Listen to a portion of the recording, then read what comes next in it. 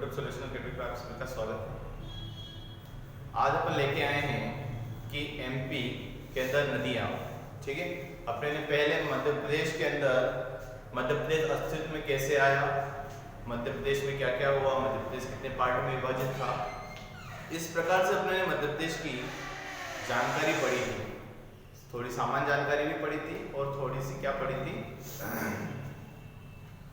थोड़ी क्या पढ़ी थी इसमें जो है वो कि मध्य प्रदेश अस्तित्व में कैसे आया, इस प्रकार के बारे में अपने पढ़ा था। मध्य प्रदेश कौन विभाजित हुआ है, इस प्रकार से अपने पढ़ा, ठीक है। आज अपन मध्य प्रदेश की नदियों के बारे में बात करेंगे, ठीक है। मध्य प्रदेश में जो नदियां हैं वो कौन कौन सी हैं, क्या क्या हैं, ठीक है, उसके बारे में आपसे बात करूंगा, ठीक है। तो यहाँ पर लिख सकते हैं अपन कि मध्य प्रदेश की नदियां, क्या लिख सकते हैं अपन, मध्य प्रदेश की नदियां। देखो आपने देखा होगा मध्य प्रदेश गोंडवाना लैंड का एक हिस्सा है।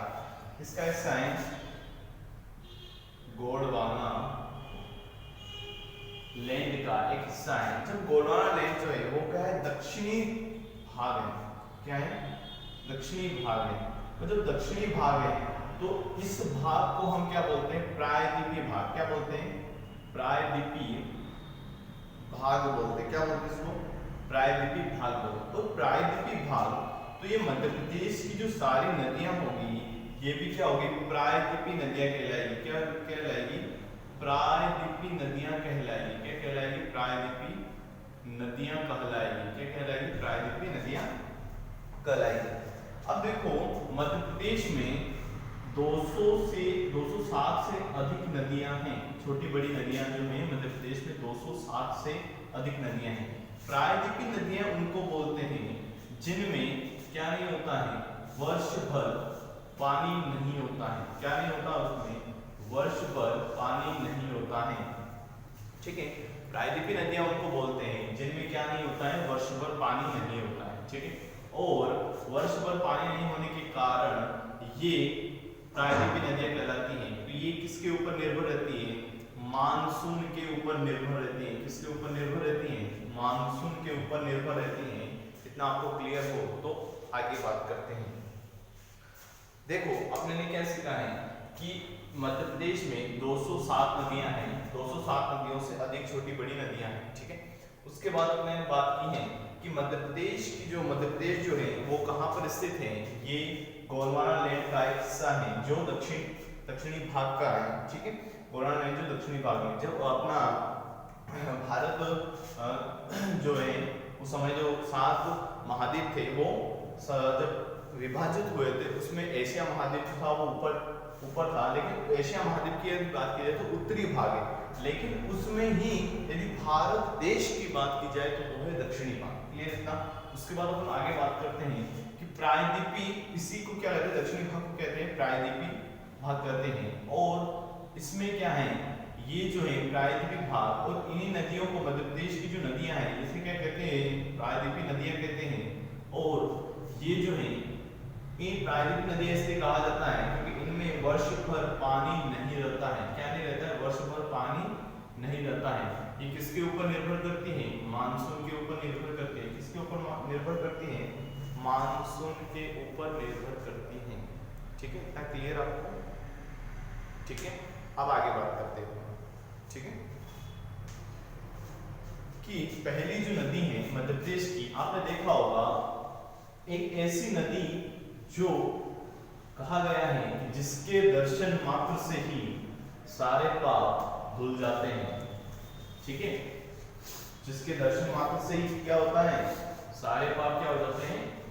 धुल जाते हैं, ठीक है। क्लियर इतना? अब देखो उसी नदी का नाम क्या है? उसी नदी का नाम है नर्मदा। क्या है? नर्मदा, ठीक है। नर्मदा नदी एक ऐसी नदी है जो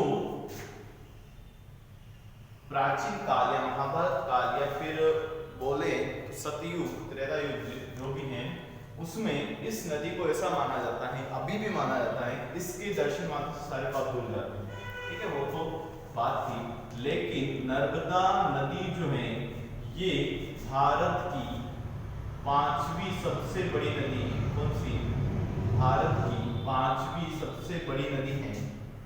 ठीक है, इस नदी का उद्गम जो होता है, इस नदी का उद्गम कहाँ होता है? तो ये होता है अनूपपुर में। अनूपपुर में कहाँ होता है? अनूपपुर में होता है। अनूपपुर में कहाँ पर? अनूपपुर में ये बताऊं आपको तो कहाँ होता है? अमरकंटक में। कहाँ होता है? अमरकंटक में। ठीक है, इसका वास्तविक उद्गम यहीं से होता है। नर्मदा नदी का वास्तविक उद्गम कहाँ से होता है? अमरकंटक से ही होता है। ठीक है, अमरकंटक से इसका उद्गम होता है। अब देखो, इस नदी को मेकलसुता, इस नदी को मेकलसुता के नाम से भी इसको क्या किया जाता है? इसको जाना जाता है। और नामोदास के नाम से भी इसको क्या जाना जाता है? इसके नाम से जाना जाता है नामोदास जो नाम दिया था सर टालमी ने दिया था। टालमी किसने दिया था? सर टालमी ने नामोदास नाम दिया था। किसने दिया था? और इसे रेवा नाम भी दिया जाता है। ठीक है, इसको नर्मदा नदी के जो नाम है वो क्या है? मेकलसुता, नामोदास और रेवा। ठीक है, इस नदी को शिव की पुत्री भी कहा गया है। इसे क्या कहा गया है? शिव की पुत्री। इस नदी को क्या कहा गया है? शिव की पुत्री भी कहा गया है। ठीक है, नर्मदा नदी को क्या कहा गया है? शिव की पुत्री भी कहा गया है। ठीक है, क्लियर इतना? अब देखो, ये क्लियर है। इस नदी की जो लंबाई है, इस नदी की लंबाई है 13-12 किलोमीटर। कितनी है इस नदी की लंबाई? कितनी है? 13-12 किलोमीटर। इस नदी की लंबाई कितनी है? 13-12 किलोमीटर। और मध्य प्रदेश की यदि मैं बात करूं, तो इस नदी की जो लंबाई है वो है 10-73। मध्य प्रदेश में कितनी है? 10-73 है। मध्य प्रदेश में कितनी है? 10-73 इसकी लंबाई है। ठीक है, इतना क्लियर आपको? यह नर्मदा नदी पूर्व से पश्चिम की ओर बहती है। यह नर्मदा नदी पूर्व से पश्चिम की ओर बहती है। यह नर्मदा नदी पूर्व से पश्चिम की ओर बहती है। इतना क्लियर है आपको?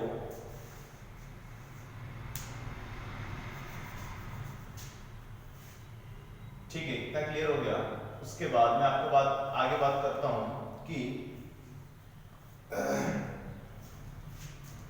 यह जो नदी, इसकी सहायक नदी कौन सी है? इसकी सहायक नदी है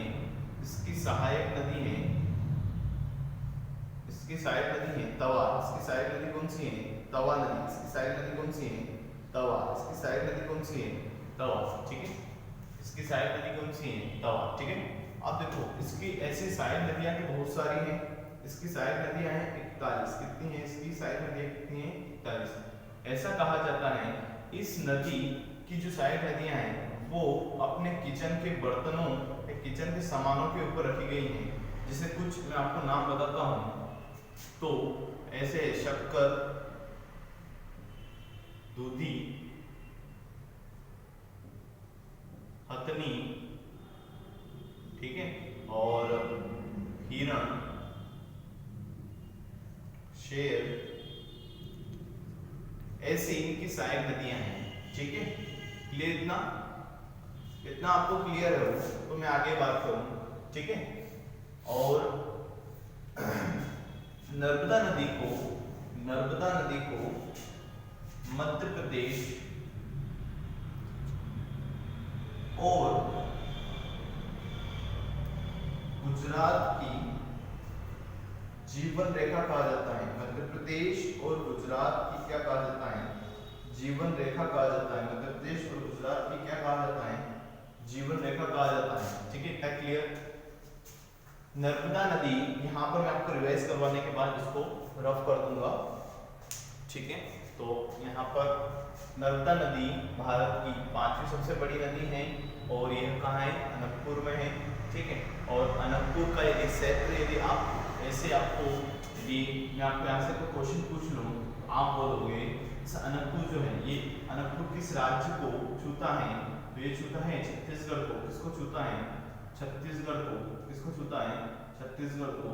और अनूपपुर जो हुआ है ये किससे अलग हुआ है, अनूपपुर जो अलग हुआ है ये किससे अलग हुआ है, शहडोल से अलग हुआ है, किससे अलग हुआ है शहडोल से। कब अलग हुआ है 2003 में, कब अलग हुआ है 2003 में अलग हुआ है, ठीक है इतना क्लियर आपको। अब देखो अब उसके बाद क्या है अमरकंटक, उसके बाद अनंतपुर के अंदर ही अमरकंटक है, अमरकंटक से ये नदी वास्तविक तरीके से कहाँ निकलती है अमरकंटक से निकलती है, ठीक है। उसके बाद इस नदी को क्या कहा गया है शिव की पुत्री कहा गया है, इस नदी को क्या कहा गया है शिव की पुत्री कहा गया है। इस नदी को मेकलसुता के नाम से भी जाना जाता है, नामोदास के नाम से भी जाना जाता है। नामोदास जो नाम दिया था किसने दिया, सर टामली ने दिया था, किसने दिया था सर टामली ने। इसको रेवा के नाम से भी जाना जाता है, किस नाम से जाना जाता है इसको रेवा के नाम से भी इसको जाना जाता है। इसकी वास्तविक लंबाई जो है ये कितनी है 13-12 है, और मध्य प्रदेश में बात करूं तो कितनी है 10-77 इसकी लंबाई है, ठीक है। और ये जो है ये नदी पूर्व से पश्चिम की ओर बहती है, पूर्व से पश्चिम की ओर बहती है, ठीक है। और यह मध्य प्रदेश और गुजरात की जीवन रेखा कहते हैं, इसे मध्य प्रदेश और गुजरात की क्या कहते हैं जीवन रेखा कहते हैं। यह नर्मदा नदी जो है यह सहायक नदी है किसकी, सॉरी इसकी सहायक नदी कौन सी है तवा है इसकी सहायक नदी। इसकी सहायक नदी ऐसे कितनी है 41, इसकी सहायक नदी कितनी है 41 है। और इन नदियों जो मतलब नर्मदा नदी की जो सहायक नदियां हैं वो किसके नाम किचन के बर्तनों के नाम पर रखी गई, जैसे शक्कर है, दूधी है, हथनी है, हिरण है, शेर है, ठीक है। इस प्रकार से इनकी नाम रखे गए हैं, क्लियर इतना। इसके बाद आगे बात करूं तो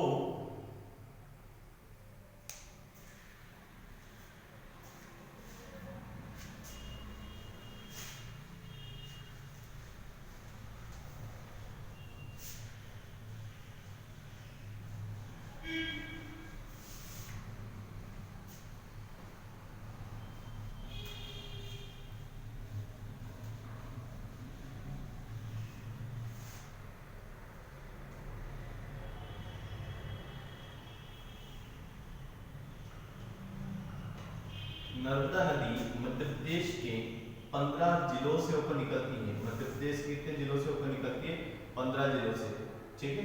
और नर्मदा नदी जो है वह किन किन राज्यों से निकलती है तो मध्य प्रदेश, महाराष्ट्र और गुजरात, मध्य प्रदेश, महाराष्ट्र और गुजरात ये 3 राज्यों से होकर निकलती है, ठीक है। मध्य प्रदेश, महाराष्ट्र और गुजरात ये 3 राज्यों से ये नदी होकर निकलती है, ठीक है इतना क्लियर आपको। इसके बाद ये जो है इस नदी ये जो नदी है यह नदी डेल्टा न बनाकर क्या बनाती है एस्चुरी बनाती है, एस्चुरी बनाती है। डेल्टा न बनाकर क्या बनाती है एस्चुरी बनाती है, ठीक है। और यह नदी वही पूर्व से पश्चिम की ओर बहती, इतना क्लियर हो गया है आपको, ठीक है। यदि इस नदी का वाहन पूछा जाए तो मगरमच्छ है, इस नदी का वाहन क्या है मगरमच्छ है, ठीक है इतना क्लियर आपको। इस नदी पर बसे हुए शहर जो हैं, इस नदी पर बसे हुए शहर जो हैं वो है जबलपुर है, महेश्वर है, ओंकारेश्वर है,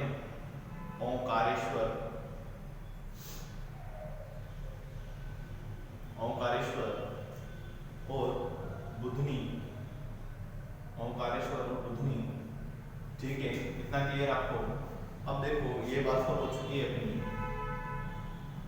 इसके बाद इस नदी का इस नर्मदा घाटी प्राधिकरण, नर्मदा घाटी विकास प्राधिकरण, नर्मदा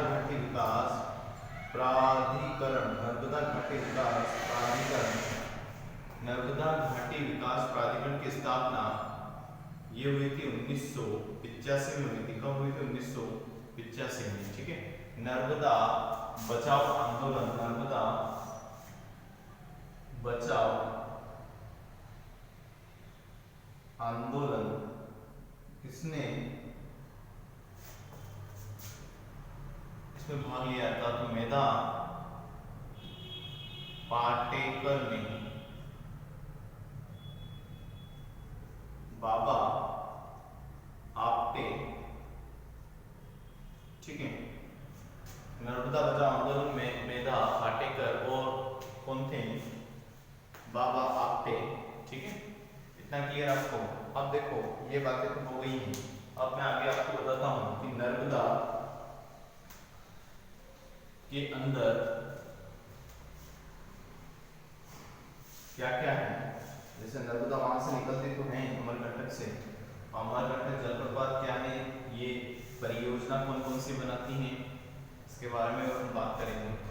तो नर्मदा जो परियोजना बनाती हैं वो बनाती हैं, पहली है कपिल धारा जलप्रपात, कपिल धारा जलप्रपात कौन सा बनाती है? कपिल धारा जलप्रपात,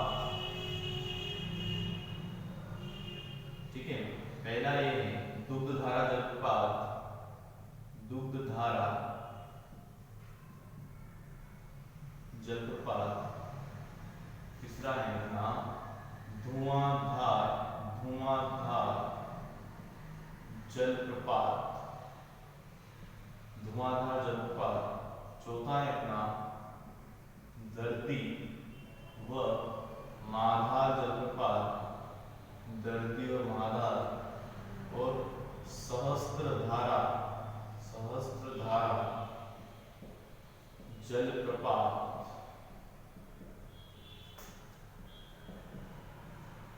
ठीक है। ये 5 जलप्रपात जो हैं ये अपनी नर्मदा नदी बनाती है, ठीक है। इतना क्लियर आपको?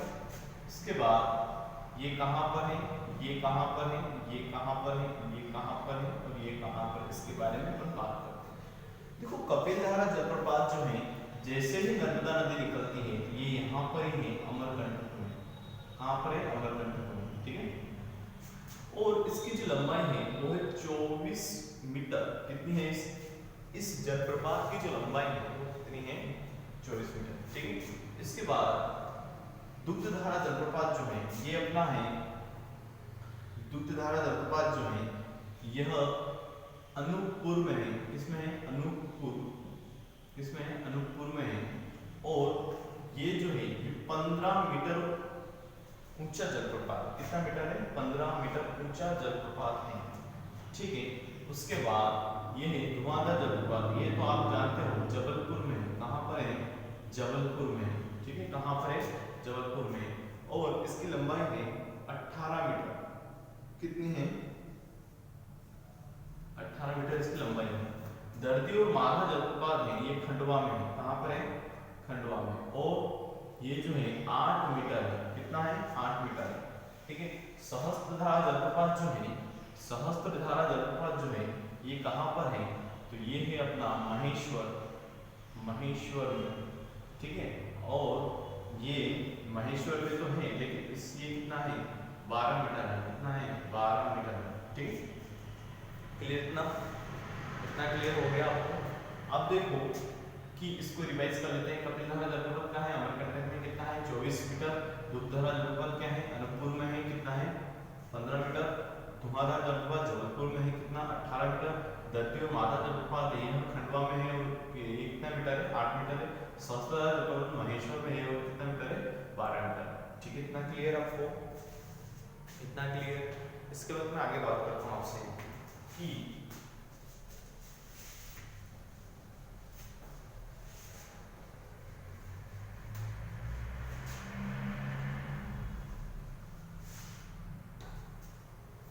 परियोजना कौन कौन सी है? परियोजना कौन कौन सी है? परियोजना जो है अपनी, मतलब इसमें नर्मदा नदी की जो परियोजना है, पहली अपनी इंदिरा सागर परियोजना। कौन सी है? इंदिरा सागर परियोजना है। इंदिरा सागर परियोजना है, इंदिरा सागर परियोजना है, ठीक है। दूसरी है सरदार सरोवर परियोजना, सरदार सरोवर परियोजना, सरदार सरोवर परियोजना, ठीक है। उसके बाद अपनी सरदार सरोवर परियोजना के बाद अपनी है, देखो मैं आपको बताता हूँ, बरगी परियोजना, बरगी परियोजना, बरगी परियोजना क्या है, बरगी परियोजना। और उसके बाद है अपनी ठीक है ये परियोजना है। और ओंकारेश्वर परियोजना, ओंकारेश्वर परियोजना, ओंकारेश्वर परियोजना, ठीक है, इतना क्लियर। तो इंदिरा सागर परियोजना जो है ये कहाँ पर है, ये जबलपुर में है। कहाँ पर है, जबलपुर में है। इंदिरा सागर परियोजना कहाँ पर है, जबलपुर में है, ठीक है। सरदार सरोवर परियोजना कहाँ पर है, तो गुजरात में। सरदार सरोवर परियोजना कहाँ पर है, गुजरात में। और बरगी परियोजना कहाँ पर है, तो जबलपुर में। बरगी परियोजना कहाँ पर है, तो जबलपुर में। ओंकारेश्वर परियोजना कहाँ पर है, तो खंडवा में। ओंकारेश्वर परियोजना कहाँ पर है, खंडवा में, ठीक है। तो ये अपने नर्मदा नदी के बारे में जितने डिटेल थे मैंने आपको बता दी हैं, और आगे अपन कल कंटिन्यू करेंगे, ठीक है। तो आज इस वीडियो को बहुत प्यार दो आप, और फिर अगला वीडियो पर बनाएंगे, ठीक है। धन्यवाद।